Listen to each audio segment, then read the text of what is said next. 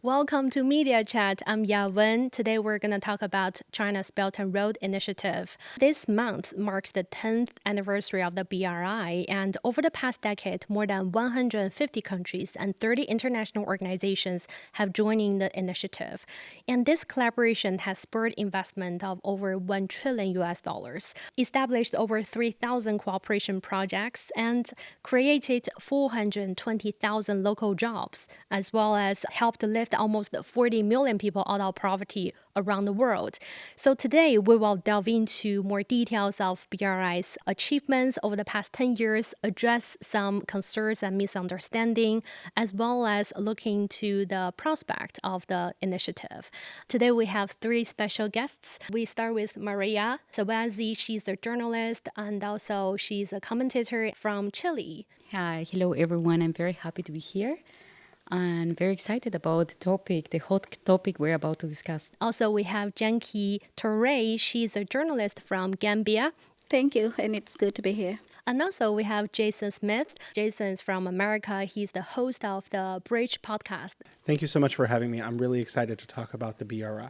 Before we actually delve into the BRI, I'd like to ask one quick question. Have you guys heard about there's an old saying in China, 要致富先修路. It pretty much means if you want to get rich, you want to build roads first.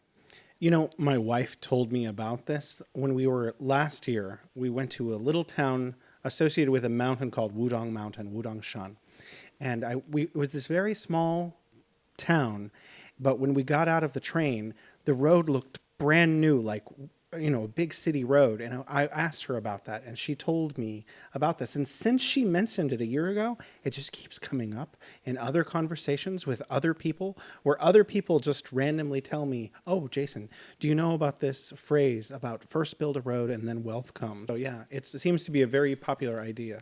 I have a connection with a similar saying. Now that Jason commented on Budanshan, I wanted to tell this short story because I came to China to go to a Tai Chi retreat in Budanshan. Mm-hmm. And this never happened because we got this cooperation program, and now I'm reporting about all these topics I have been written in the last years, especially as a sinologist.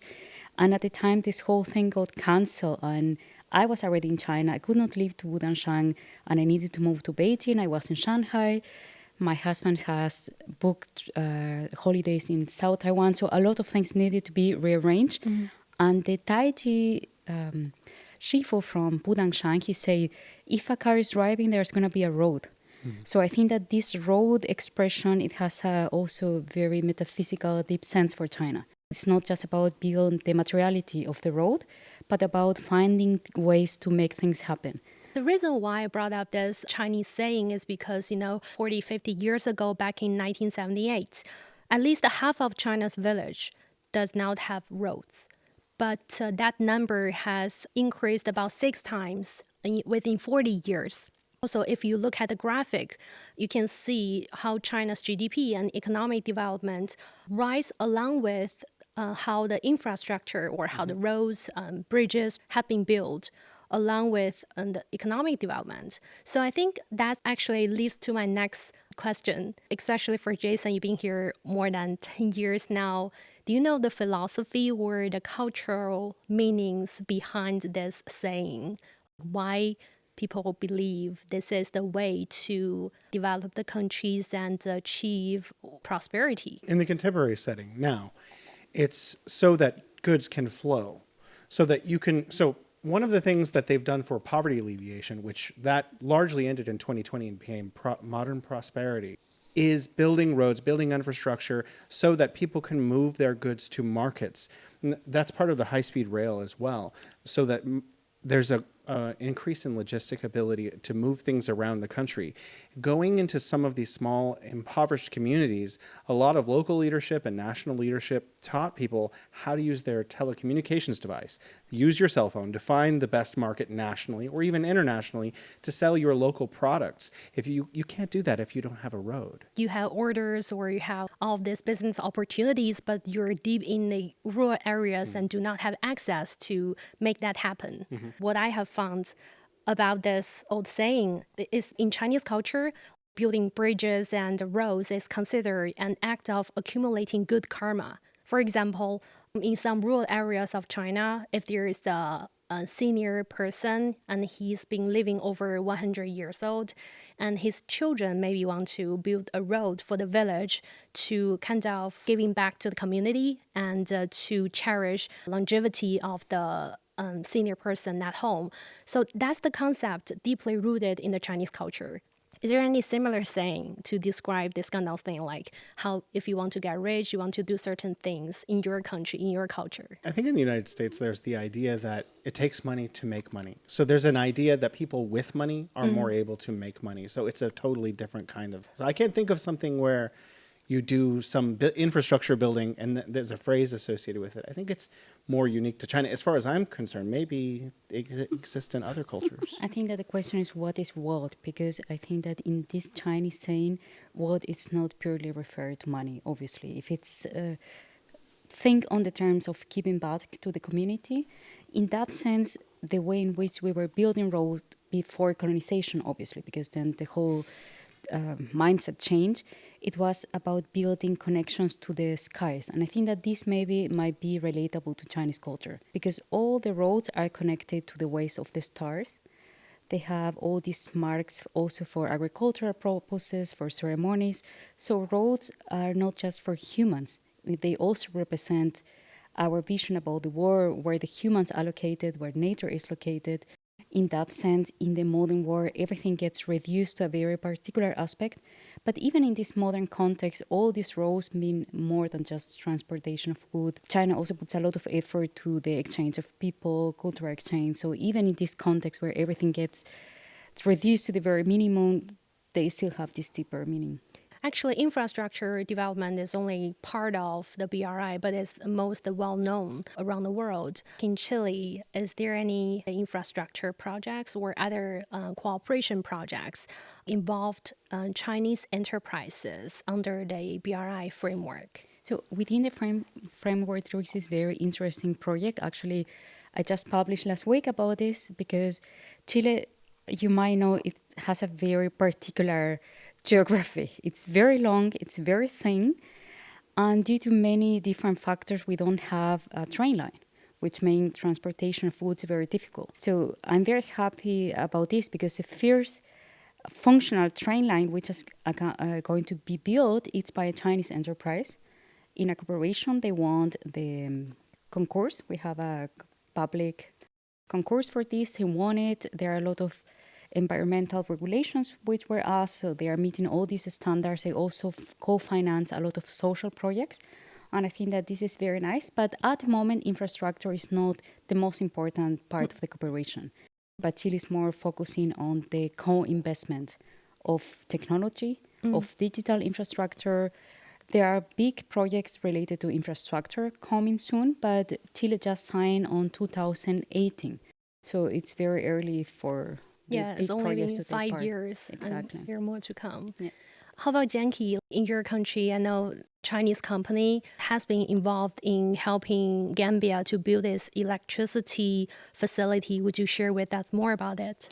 Yeah, that happened 2 years back. Through TBEA company, the Gambia government contracted them to construct or rehabilitate our electricity project. I think the whole world knows when the Gambia, when it comes to electricity issue, it is something that we applaud. And then the project supposed to be commissioned next month. And then right now it is 90% done or completed.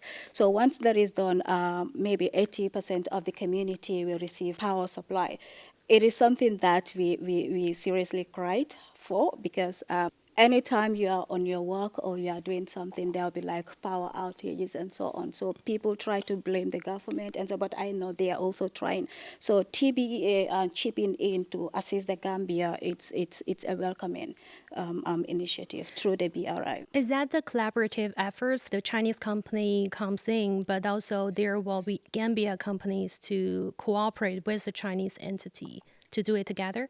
Yes, the project is actually funded by the World Bank, but it is the contract has been given to TBEA, and then they are currently on the site doing remarkable work. And then it's supposed to be commissioned next month. This project was funded by the World Bank. How did the Chinese company get the opportunity to work on this project? Well, formally, the former president of the Gambia cut our ties with China.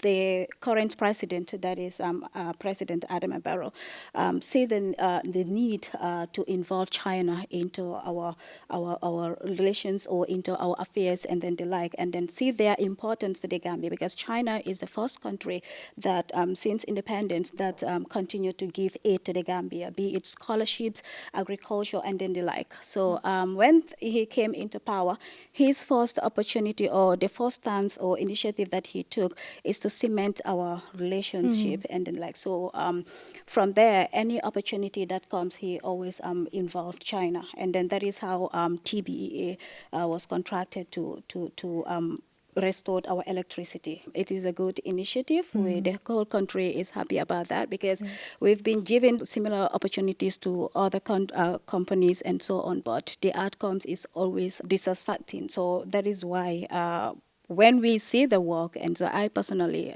visited the site with the officials from the National Water and Electricity Company, and then I spoke to them. But honestly speaking, all of them are impressed about the work that TBEA company is doing, and hopefully this will not be the last. Is there local employment for people, Gambians as well, in the construction of the facilities? Yeah. I'm going to ask that question as well. I saw a report made by McKinsey. They released a report saying that among the BRI projects in Africa, there are about 80 to 90 of the employees were recruits on site. So is that the case? Yes, some of our youths were given the contracts. So this is how they do it. TBEA will be overseeing the activities and so on, but they bring in youths to also engage themselves in the initiative. Okay. Yeah, so they are not left behind. And then basically they are Gambian youth. So it means that they as the contractor, in other way around, are also teaching our Gambian youths on how to do the work and so on. So it is like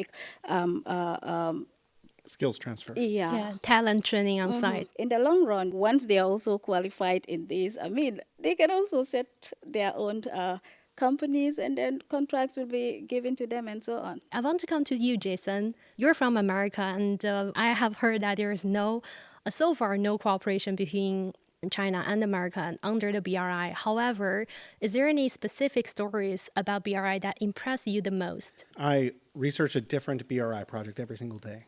And what I have found is that there are a lot of increasing renewable projects, renewable energy projects. There are solar farms, but there's also hydro. And what I find really interesting about hydropower is, number one, Chinese companies are the best at developing hydropower in the world. If you look at Three Gorges dams, we can tell why. And that's very recent. So there's a lot of knowledge in companies like Gajoba, for example. So I was looking at a hydropower project today in Ethiopia. It's 264 megawatt, opened in 2019, 2020.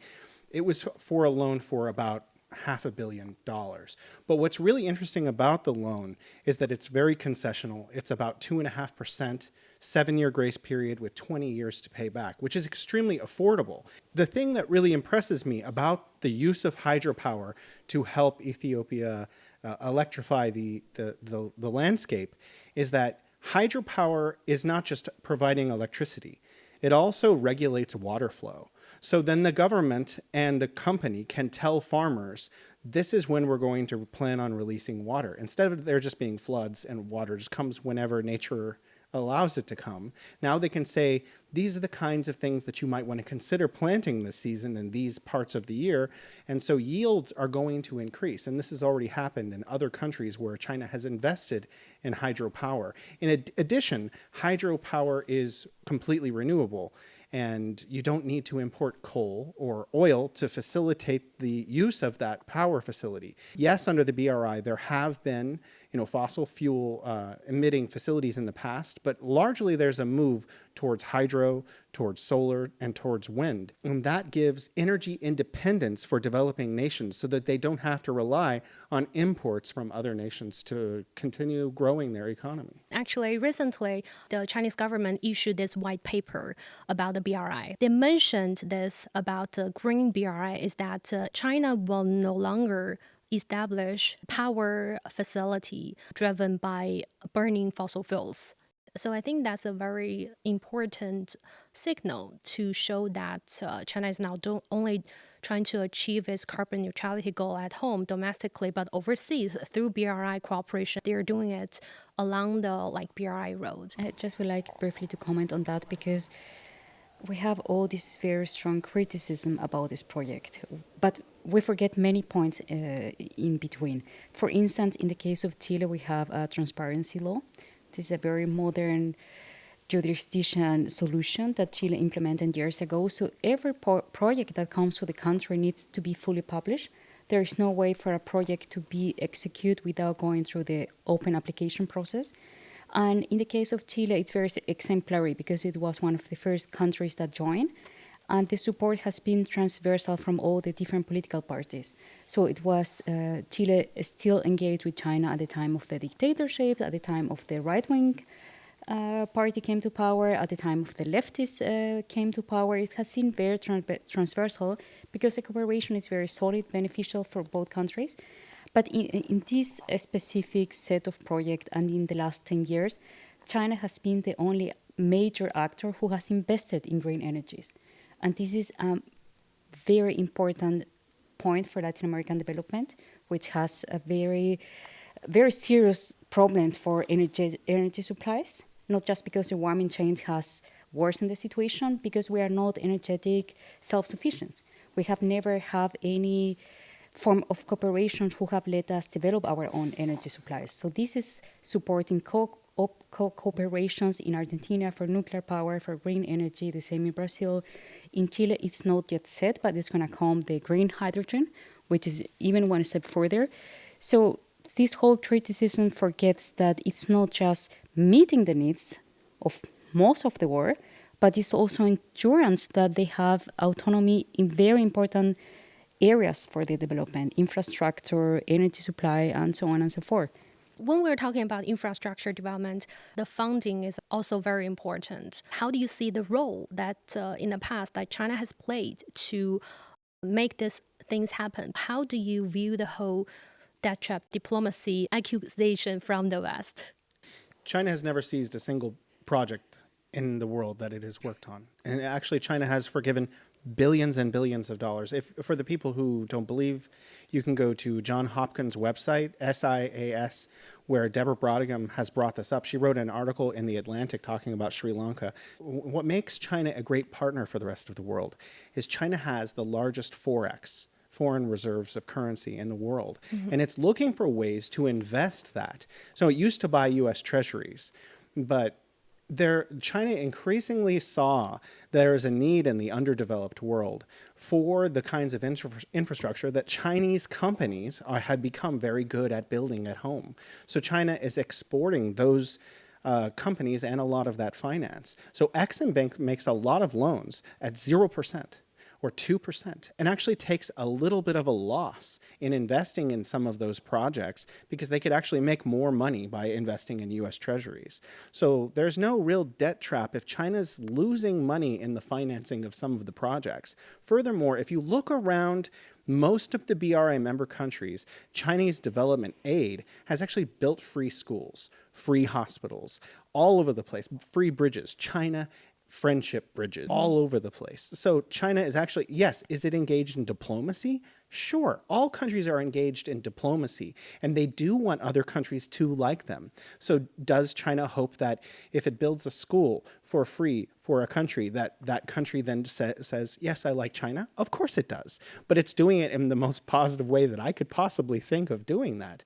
Furthermore, if you look at Sri Lanka's debt, It's roughly 5% of that that's owed to China. The other 95% are owed to institutions like the World Bank, IMF, Club of Rome. China actually did develop real, meaningful infrastructure in Sri Lanka that is still there to this day. And a lot of that was actually free. China built free things in Sri Lanka as well. There was a waterborne clinic that they spent 150 million US dollars on, building a clinic that can not only help people with dialysis, but also look for ways to purify and clean the water for local communities. So China leaves a trail of infrastructure behind when it's investing in a place. Now, oftentimes, the World Bank has had, 60, 70 years to try to help the underdeveloped world.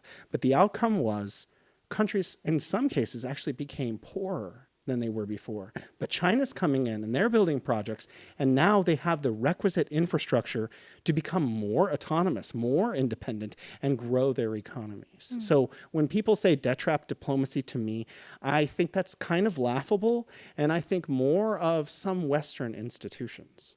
That's a good point. Actually, I spoke to Sri Lanka ambassador to China last year. He told me the same thing. He said about 9% of their foreign debt owns by Chinese government, but the rest belongs to World Bank, the IMF, Japan, and also other investors from the open market. I think that Sri Lanka is actually the best possible example about what does it mean for poorer countries, underdeveloped countries to cooperate with these traditional international institutions? Because in the case of Sri Lanka, a very fertile country with a lot of farmers, a lot of knowledge and self-sufficient agriculture, the International Monetary Funds force them to shift towards wheat, but for the export, to leave their own little farms for self-sufficiency. And you have a country which cannot feed their populations anymore because they needed to reform the whole agricultural structure of the country. But this is not mentioned in the Western media. Million people going undernourished, no possibility to change the structure of the soil in the next years, but there is no mention to this. So for me, it's very interesting because I'm based in Vienna, in Europe. This is the whole narrative I hear every day in the news, but at the same time, I come from the so-called Global South. But there is no mention to the interests of the Global South represented by themselves in this whole debate. So the International Monetary Fund, the European Union, the US is telling that this is a debt trap for these countries, but you have most of Latin American countries, most of Caribbean countries desperately wanted to join BRICS, desperately wanting to join this initiative. CELAC claimed that it was in their own strategic interest to join these initiatives, although at the time it was still a very influenced US institution. So why is this whole dichotomy happening? Why most of the countries in the Global South want to cooperate with China, but the Western world, which is actually also a good question, what's the Western world? Because we cannot just give the agency to the US and the European Union to talk for Latin America, for Africa, even for India. So they must talk to themselves. And for most of these countries, they have declared themselves that it's in their strategic interest to cooperate with China. And these projects are beneficial to them.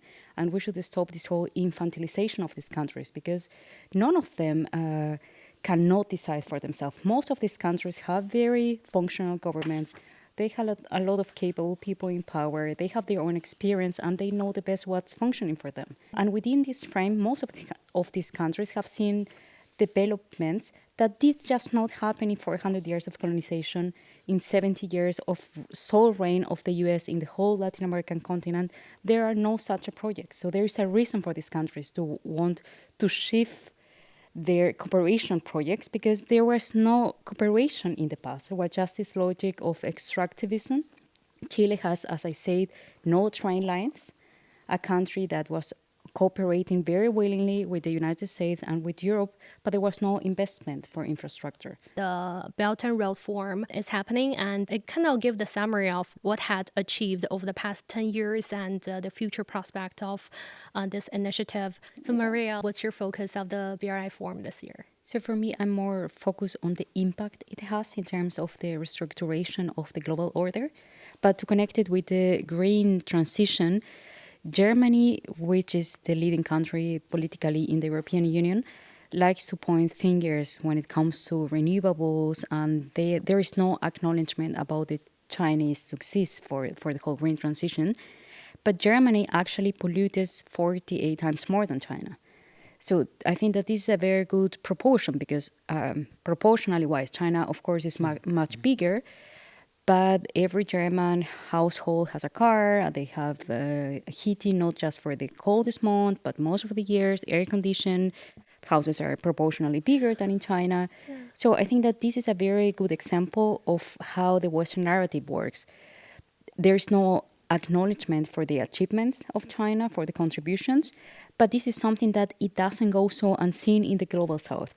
And this is my perspective for what's happening. It was very similar with the situation of BRICS, because BRICS actually does not claim that much of importance themselves, but it was so important for the European Union, for the US, what's happening. Why there is this excitement about BRICS?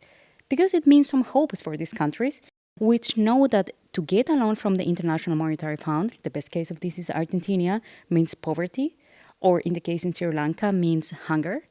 So there is this whole hope, and there is also a new path. It's not a well-defined path. It does have a different logic because it's not a geopolitical alliance, even less a military alliance like G7, NATO, and so on. But still, there is this new path, and there is the possibility to choose that we never had in the past. That's very important to note that the reason why countries like this year, there are over 150 countries and 30 international organizations participating already signals the importance of the summit. However, there are some developed countries, they so far have not joined in the initiative. So does that mean there is little opportunity for them to join in? I feel that after there was a large political independence movement around the world in the 1960s and 70s and 1950s as well, that the World Bank and other institutions began, maybe accidentally, maybe deliberately, replicating the same outcomes as existed under colonialism. So this is called neocolonialism. So essentially, before the liberation movements, resources were drawn from the underdeveloped world, and they were processed in the first world, and then they were sold back to the underdeveloped world to continue to derive profit from them.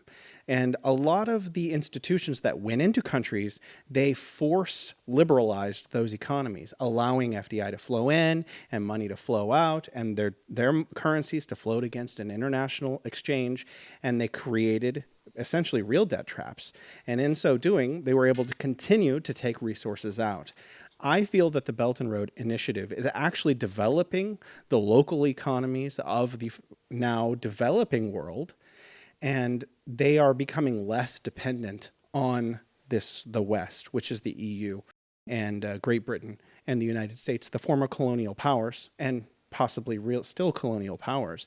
So they don't have an interest in seeing these countries develop because they will no longer be able to use them for resource extraction like they have been. So why would they want them to develop? I mean, I know that is not the most positive view, but that's my view.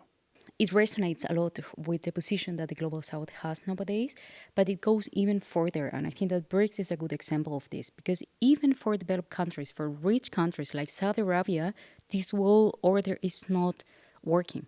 Because even though they have accumulated some wealth, the institutions that are created, that were created, are not functioning for them. The political institutions, the economic institutions, so they also feel in great disadvantage because they cannot decide by themselves, they have no autonomy on their own affairs, and this is a great reason to be disconformed. And if you see that Saudi Arabia was eager to join BRICS, this is not an underdeveloped country. This is a country which has accumulated a wealth that most of the countries will never accumulate due to whatever circumstances, because they have this whole they have the luck to have these very wanted resources. But the US promised them as well to have some achievements that they were not able to deliver, like achieve peace in Middle East. This week, we can see that this is something that they promised and they will not just not achieve now, but ever. The only way to achieve peace for Middle East is actually the US to back up. This is the only option for Middle East to ever come to peace. And that's why I say for the colonial structure, they are pretty much alive. This is something that the global south is acknowledging. They are trying to find other ways, but even for the developing world. Because if we see the European Union, it's not as homogeneous as it was before. There are big cracks within the European Union. There are big cracks within German politics, within Italy politics, within France politics. Because for most Europeans, the US politics that are forcing the European Union to engage in the war in Ukraine, the coupling or the risking, how the Germans want to call it, with China, are not benefiting the population. Europe is going through a massive economic recession, produced by these two political lines, pushing the politics every day into a more military dimension. So it's not just politics, they are truly engaging with wars. And I wanted to come back to the first point because you mentioned this initiative, the Belt and Road Initiative, invested 3 trillion euros, and this is exactly the amount of money that the US invested in invading Iraq and Afghanistan. 2 unsuccessful wars, let's not even talk about the human cost, but a money that was burned into bombarding, into occupying a country which didn't want it to be occupied and without even achieving these goals. So these same trillions could have been invested by the US in Latin America to build roads and all the things that they are criticizing China for doing, who nobody forbid them to do so. Nobody forced the US to go to Iraq, to go to Afghanistan and burn all these 3 trillion euros. And there is no wonder that they feel the way they feel and they try to build all this antagonized narrative. Now with the Russia-Ukraine crisis as well as the ongoing conflict in the Middle East, also with the pandemic, even though it's finished, but the lagging influence, negative influence on the world economy still remains. I think today the most important topic is how can we develop and recover our country's economy. That remains very important. And that's why I think the BRI plays a very important role in that, because that provides alternative opportunity and is inclusive. It welcomes countries that either they join the BRI or so far they have not. I just want to add one last thing. I'll try to keep it brief. I was living here for the last 10 years, and the goal to alleviate all poverty, all people in absolute poverty in China was still going on. And I saw the result of that. And I've seen China speed, where China just built so much stuff so fast. It wasn't any high-speed rail the first time I came to China, and now you have 42,000 kilometers of high-speed rail. If China's trying to take any amount of that and build it elsewhere, that's going to make people's lives better. That's going to make our world better, and that's going to raise more people out of poverty and create more common prosperity for people everywhere. And that's the kind of world I want to see. My final message will be a clarion call to the developing countries who are not yet a member of the BRI to quickly join for their own benefit. Yeah. I think that we already know what doesn't work. This institution, they didn't deliver what they promised. They just had the worst possible outcome and no achievements of any type of development, not economic, not infrastructure, not digital, not technological. So it's a time for the world to see new paths. And we are at a time of 5 major crises. They are all complementing each other. The climate crisis, the energy crisis, the food crisis, the political crisis, the military crisis. So we need to find a new path. Like it or not, we are at a point of no return. And cooperations or initiatives that foment cooperation cannot go unseen and cannot be put out of the table. We have no peace negotiations in Ukraine, no peace negotiations in Middle East. This is the dynamic that the Western world has supported for the last 70 years, and we cannot keep doing this because the planet is not going to hold it anymore. So I think that these initiatives need to be supported just because we have no other better options, and the Western world is the one to blame. Thank you so much for your insightful opinions. That will be it for our today's program. It's a pleasure having you being here. Thank you. Thank you. Thank you.